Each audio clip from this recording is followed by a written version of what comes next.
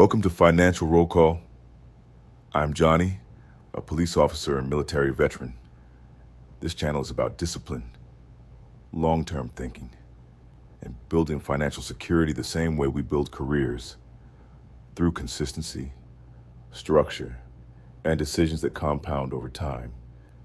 No hype, no shortcuts, just clear thinking and repeatable systems.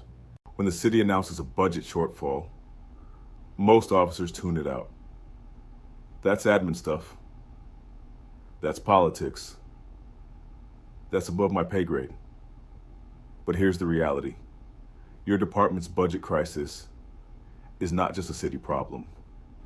It's your personal financial risk, because your income, your overtime, your staffing levels, your pension funding, and your retirement stability all tie back to municipal finances. Today, we're breaking down pension funding ratios, how city budget deficits affect you, overtime volatility, political risk cycles, and how to build contingency plans. This isn't political.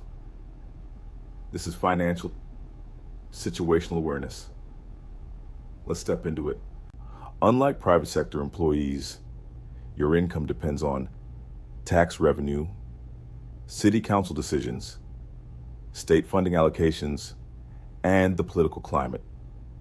That means your paycheck is subject to economic downturns, population shifts, and tax base erosion.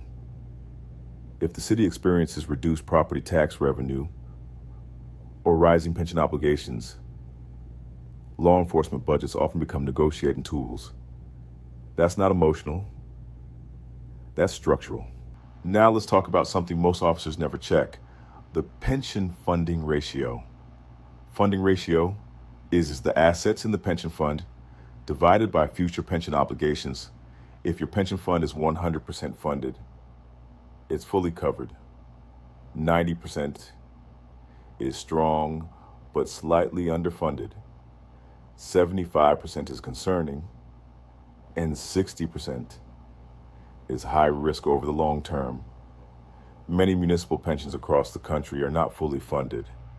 Underfunding doesn't mean collapse tomorrow, but it increases pressure on contribution rates, benefit structures, retirement age adjustments, and COLA or COLA reductions. Budget stress cascades. Budget shortfalls typically result in hiring freezes, overtime restrictions, delayed equipment upgrades, and benefit renegotiation. Hiring freezes increases workload, increases burnout. Reduced overtime affects officers who rely on it. Promotion freezes limit upward mobility. Even if your base pay stays intact, your financial assumptions may break. Many officers rely on overtime as a debt payoff engine, an investment accelerator, or lifestyle support. In a budget crisis, overtime is one of the first things reduced. If your household requires overtime to function, you are financially exposed to budget decisions. Overtime income should be leverage, not dependency. If overtime disappears for 12 months, can you maintain stability? When cities face long-term fiscal pressure, pension reform becomes a discussion. Examples have included increased employee contribution rates, reduced inflation protection, and higher retirement ages.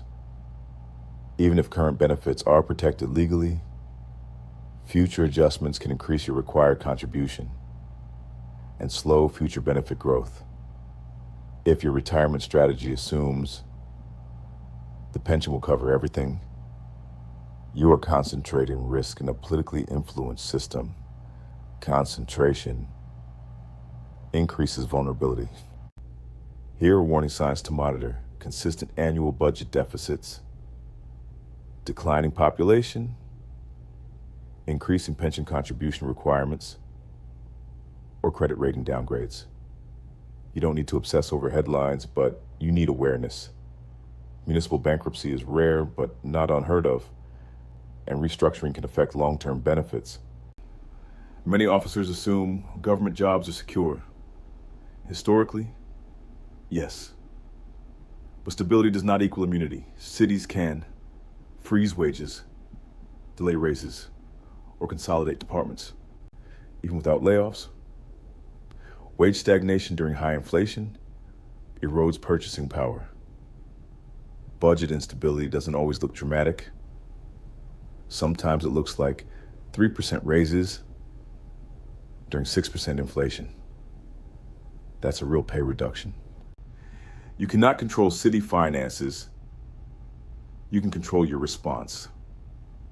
Contingency planning includes building a 6 to 12-month emergency fund, ensuring fixed expenses fit within your base salary, and diversifying investments outside the pension, reducing lifestyle inflation, and building secondary income potential creates optionality. Optionality reduces vulnerability. If your financial life consists only of your pension, your 457 plan, and your primary residence, that's 3 pillars tied to the government and the market. Consider layering. A Roth IRA, a brokerage account, rental property, or a dividend portfolio. Diversification isn't about distrust, it's about insulation. The biggest risk isn't the budget crisis, it's complacency. Assuming it won't affect me. Budget shifts affect morale. Morale affects retention. Retention affects workload, and workload affects burnout. Everything connects. Financial discipline is your stabilizer. Across the country, we've seen pension reforms and bankruptcy proceedings. None of these happened overnight. They built gradually through years of fiscal mismanagement. By the time officers reacted, options were limited. Proactive planning beats reactive panic. You protect your city from unpredictable threats. Apply the same mindset financially. A budget crisis is not paranoia. It's probability. Your financial strategy should survive contraction phases, not depend on expansion phases. Your department's budget crisis is your personal risk, not because collapse is imminent, but because dependency creates exposure. Build reserves, diversify income, track pension health, and maintain optionality. The city manages its budget. You manage your future.